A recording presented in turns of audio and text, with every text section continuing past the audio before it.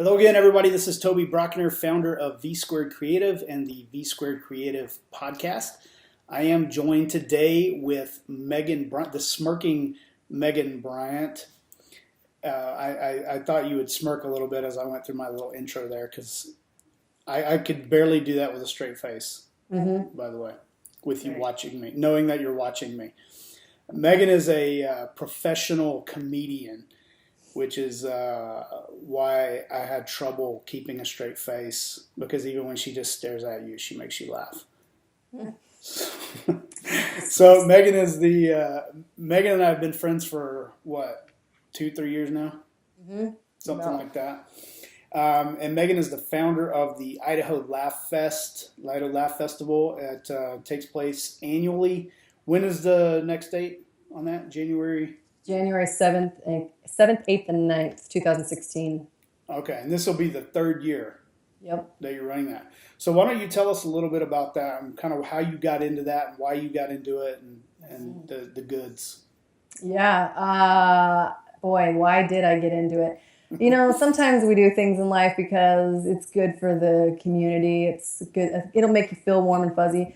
That was initially one of the thoughts that I had, but also just I wanted to see if I could do it. I'm kind of a big dreamer, and I like to take an idea and really like reverse engineer it to see how you actually make it into a real thing. So a lot of it was to kind of see if I could do it. But if it worked, I knew that having a comedy festival would be great for our community because we've never had one before, and I'm from Boise, so I thought the timing was right. We were ready to have a lot more laughter here. So were there some shows that were kind of going on that you admired, that you said, hey, there's a great one that's going, let me see how I can kind of, like you said, reverse engineer that one? Were there any that kind of served as a model that way for you? Yeah, a little bit. Actually, one that I had gone to when I kind of finally made the decision to do it. I've been to a few comedy festivals, and I watch the structure of them from afar, even when I don't attend. But I went to one in Wenatchee, Washington, and it was really well done. It was very small, but the whole community was involved, and it was a ton of fun. And I was like, yeah, this has a good vibe for what I could do in Boise. So that was what really kind of sealed the deal for me in my mind. I've put on other types of events, just not to this magnitude. So for me, it just, I knew it was possible, and I saw the glimmer of what it could be in a similar type of community vibe.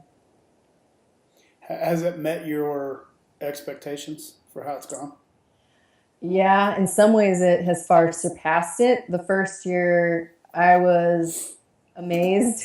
Like, I worked really hard, mind you. I went to lots of networking groups. I was out pounding the pavement, handing out flyers, putting things on people's cars, like taking like flyers to local businesses, anything I could possibly think of to get the word out that there was going to be a festival. And I had to kind of fight a little bit of pushback from some of the local comedy scene to have it happen. But when it actually all started to come together and people were filing in and some of the shows were selling out online, it was amazing. Like, I can't really describe how satisfying it felt to see that it was coming together, and it went much better the first year than I would have even guessed. So yeah, that's good. Well, and I think that that sort of grit and hustle is very underrated. I talk about that a lot, but and it's easy to be seduced by the idea that you can just run an ad or throw a campaign out there, and it's kind of a set it and a forget it,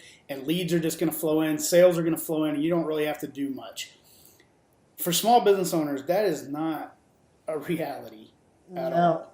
No, and I get people all the time. They're like, that looked so easy. That was such a big festival. How did you do it? It like came out of nowhere and it was so successful. What was your secret or whatever? And it's exactly the same thing that any hardworking entrepreneur knows, is that it may have looked easy to the outside because I don't really complain a lot. I just put my nose to the grind and work out any of the problems that I need to do. But I was constantly working on stuff. Like, I was up all hours of the day, like pondering and thinking and working through these different processes to see what could work the easiest. And but none of it, even if it was a series of easy tasks, it was still a high volume of things. So I was fully committed. Plus, I had my own skin in the game. I was willing to dip into my own retirement if it flopped. I knew that to deliver a good product, it had to be done with the right things. I had to have quality performers. I had to market appropriately. And I pay for people with their services. I don't try to get freebies. I think that's a load of crap. So putting a lot of my skin in the game upped the ante a lot. And I really worked hard to make it look professional and flawless to some extent. Good. I want to get back to some of those things that you talked about, the things that you did to promote it and the marketing side of it. But I want to rewind a little bit. Tell me about what you did that kind of led you up to the Laughfest. Where did you come up through? What was your career like? Well, my actual professional career for a long time, I was in retail banking for 10 years, and that's not really event coordinating so much as just like still executing goals and such. But my day job that I had prior to just doing comedy stuff full time, I was doing event coordination to some degree with leadership training programs and fire service, like live fire training. I was facilitating those things using grant money at the time for volunteer firefighters around the country. And so I could actually see where we knew what the end goal needed to be, and then I had to figure out what elements to get there. But along the way, as a hobby, I'd been performing improv comedy shows, and then eventually I got into stand-up. But I had to book a venue, do all the marketing myself to get people there. People don't just know where to show up, especially when it wasn't in a comedy venue. So I kind of just got my own experience by creating my own experiences. I knew I wanted to put on comedy shows, and I just figured out how to do it. You just have to talk to people to get them there. And Yeah. Did you have trouble getting booked on comedy shows at all? Well, the shows that I mostly did were ones that I actually went to a venue and said, I'm going to do an improv comedy show. Can I do it in your venue? And sometimes I'd have to pay a rental fee, and often I had to pay a rental fee. So then it really made it so I had to make sure I got butts in the seats, or I wouldn't be able to pay the bill, let alone make any money for the players or the performers. But once I got into stand-up, like I still have a hard time getting on shows. Like there's different things I still struggle with because I don't have control over everything. But when I'm creating my own show, then I really do get to take the reins and See, have and, a lot of and I've always felt a lot that we a lot of people wait for permission to do things, and trying to get booked, and they go, "Well, I can't do stand up, I can't do comedy because nobody will book me," and they don't have whatever it is, that entrepreneurial grit to say, "Well, if nobody will book me, I'll just go out and make my own show. I'll just do my own thing, yeah. and do it that way." So, where does that come from with you? Do you think? I think it just is natural for me, which is probably not the answer that people want. They want a list of like, how do you make that happen? Well, some people are never going to be good at it, and it's all right for you to admit that that might not be something that's your strong suit. But for me, like I've always been really good at taking an idea and helping other people see what that vision is, and really honing in on educating people. Like a big piece of what I do is educating people about what to expect in the experience that they'll have at one of my shows. And having that kind of control and liberty is helpful for me. I think in any other type of a business, though, you have to, if it's your passion, you're going to want to talk about it to people anyway, and you're going to want to enlist people on what you're trying to sell. It's the same, I guess, with any other business, whether you're trying to fill a comedy show or not, but they have to really understand what they're getting, and you have to do it at a professional level. Like even with the stand-up, like I'm just now starting to really dig in and try to get booked at clubs that are all over the country because I'm traveling for another project that I work on. So I want to do stand-up while I'm there, and I had to put the money and time into building a website so I can send something to bookers that makes me look more professional. That's what will help me get the business in the future. Yeah, and your website looks great. Kudos to whoever did that for you. Thanks. Oh man, yeah, the company that did my website, they're really, really, really good. That was a shameless plug. Hey, there's no shame in plugging V Squared Creative. They're epic design and webbery. It's really mind blowing how well you execute things. It turned out well, and I think it captures your brand very well. And I want to shift to that a little bit on a personal branding side. What are you doing to kind of brand yourself as your being as a brand? What are you kind of doing there? It's really kind of been a long time coming to where I have been just working really hard for a long time on each individual project that I've done with comedy shows and with performing, like emceeing events and and speaking. Like people ask me to speak now just because I'm an expert in all this event stuff now. But all these different components that like it really is who I am. Like the branding really is they just need to get to know me, that I can be the fun energy that captures the attention of their audience, whether I'm training them something in improv or promoting their objective. If I'm at a gala for a company and they hire me to come in and toot their horn, like I become or the branding basically just needs to look warm and approachable, and then I'm really versatile. And so that's it. Kind of it opens up enough interest, I think, for people to see, oh, she does all these different types of things. But really, I'm just making sure that I'm presenting myself as this approachable, hardworking, friendly woman. But I think you're keeping it authentic. I mean, I think, I've had people ask me, how do I brand myself? And the answer to that question is just be yourself. You really have to be yourself. You can't manufacture a brand. You can try, but Yeah. you're not going to have any kind of staying power, because sooner or later your true self is going to kind of show through. And if that's incongruent with the face that you're putting out, I think that's, I don't want to get political, but I think that's why a lot of people distrust politicians so much, is they have this sort of manufactured facade, Right. and it's not really who they are at all. Well, and people try too hard, I think, to deliver what they think people want. And I've seen that in any type of business, but even in comedy shows, a big downfall of some people is they try to tell a joke that they think the audience is going to want to hear versus really telling a story that they think is funny. And people can sense that authenticity even when they're telling jokes. It's like if they think that's genuinely funny and they're portraying it in that really true sense, then that's what enlists people to laugh. It's not like you can tell when someone's really trying to be like, yeah, you think that's funny? Yeah. Yeah. So you've got the Laugh Fest. What else are you working? I know you got some corporate training stuff on improv that you do. Tell us a little bit about that. Yeah, that's a lot of fun. I've been performing improv for about 10 years, and immediately when I started doing improv just as a performance and fun hobby, I noticed a change in myself of how I carried myself and presented myself in conversations. Just the presence of mind is a lot more active, and listening skills. So when I started to see how that crosses over to every other aspect of my life, I realized how important it was for me to just have in my own life for personal development.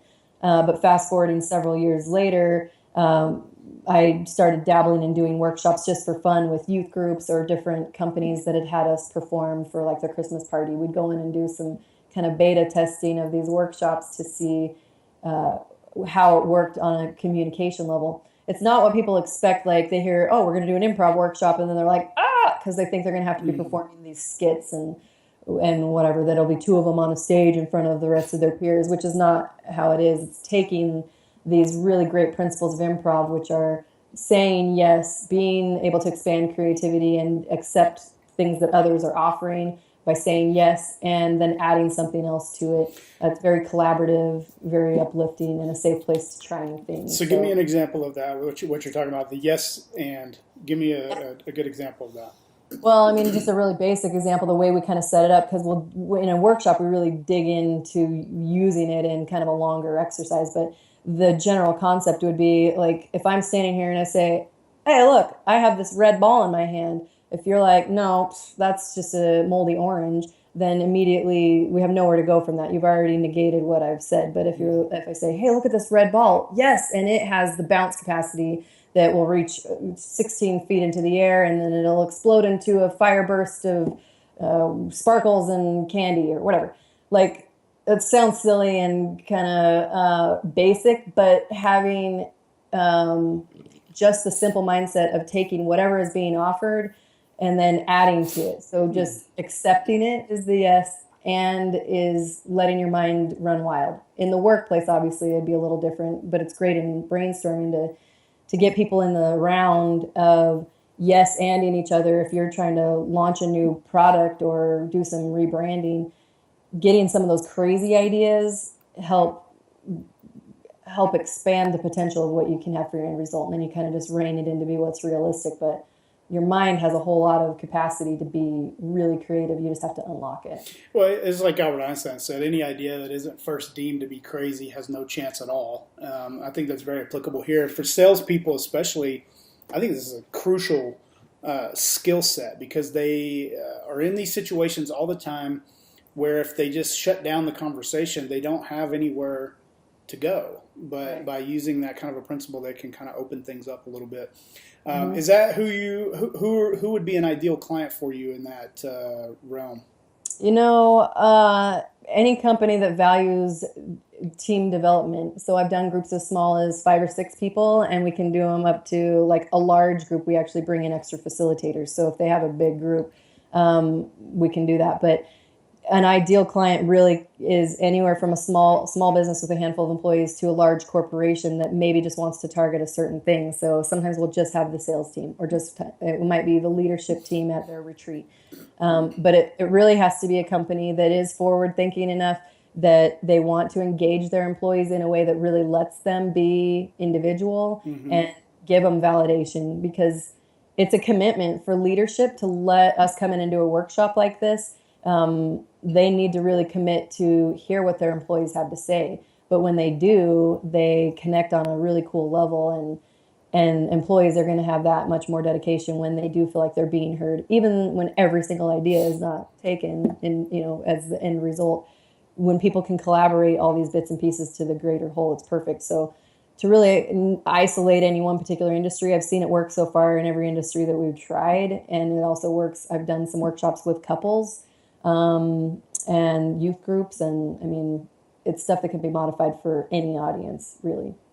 Good deal. So are you having fun? Oh yeah, it's fun. There's some really. I just had a meeting today, actually, with a former employer of mine when I used to be in banking. We're talking about doing something for their leadership retreat, and it was really fun for them to see it kind of come full circle, because I used some of these skills as a branch manager, enlisting my team to be engaged, and always had high performing branches because the team had such a great time together. So for them to see like, oh, this is what you do now as a full-time thing, like they're excited to bring it back in, which is pretty cool. Yeah, that is cool. What's your favorite joke? I always forget to warn people that asking a comedian to either tell a joke or what our favorite joke is just not ideal. I should just have a stock joke, but What is the point of having improv training if you can't just shoot a joke off? because it's different like that. You're not just a setup, and it won't. The fun thing with improv is it's not about me just being funny. Like if I'm performing in a scene, our goal is to make the other person look good. So the funny comes when we're giving gifts to other people. Like if I'm in a scene with you and I assign you as a teenage boy that works in an ice cream truck that only wears tube tops and top hats, like that paints a visual to the audience that's funny, and that may be funnier than something you would have assigned yourself. So asking an improviser to just suddenly tell a joke is semi-counterproductive, because I'm not used to being like, let me celebrate me. Well, I think that's important in whatever relationship, and that's probably why you've had success with couples and with team members and all of that. If you can remember that one thing, to always try to make the other person look good, which I failed at miserably just now. I should have given you a lead for a joke, but anyway, make the other person look good. That I think you could probably solve world peace. Use that one principle. Really, people, like especially on social media, you see people that just like want to attack, and they are behind their stupid computers being just so mean and nasty. But if everyone just looked at someone's perspective and respected the fact that we all have different opinions, you don't have to agree with it 100%, but giving validation to other people will actually open the door for potential conversation. But if you immediately shut someone down and contrast what they're saying, you just go nowhere immediately. Yeah, absolutely. So if people want to get in touch with you, they want to find out a little bit more about what you do, what's the best way to do that for them? 1-800-Kooky-Megan. No, I should check to see if that number is available, actually. Following me on any platform is great. I have the website, of course, meetmeganbryant.com. But you can follow me at Kooky Megan, KOOKYMEGAN, on like Instagram, Twitter. And I'll drop all of those sites and handles in the description on the video here for if anybody wants to get in touch with Megan. Yeah. I've seen Megan in action. I've been to the Laughfest. I had you speak at one of my marketing events. Always good stuff. I appreciate you being on today. I think we covered some good ground here. Is there anything else you want to add to the conversation at all that people should know? I was just going to close out with singing Proud to be an American, but maybe that's not the... We'll skip it this time. Yeah, we'll skip it this time. No, just people need to just keep their noses to the grind and keep their focus on their passion and don't worry about what other people are doing. And guess what? It's not going to be easy. You got to keep working for it. That's right. That's right. Good advice. Thank you, Megan, for being here. I really appreciate it. Thanks. So thank you, everybody, for watching again. This is Toby Brockner on the V Squared Creative Podcast. Thanks for watching. We'll see you again next time.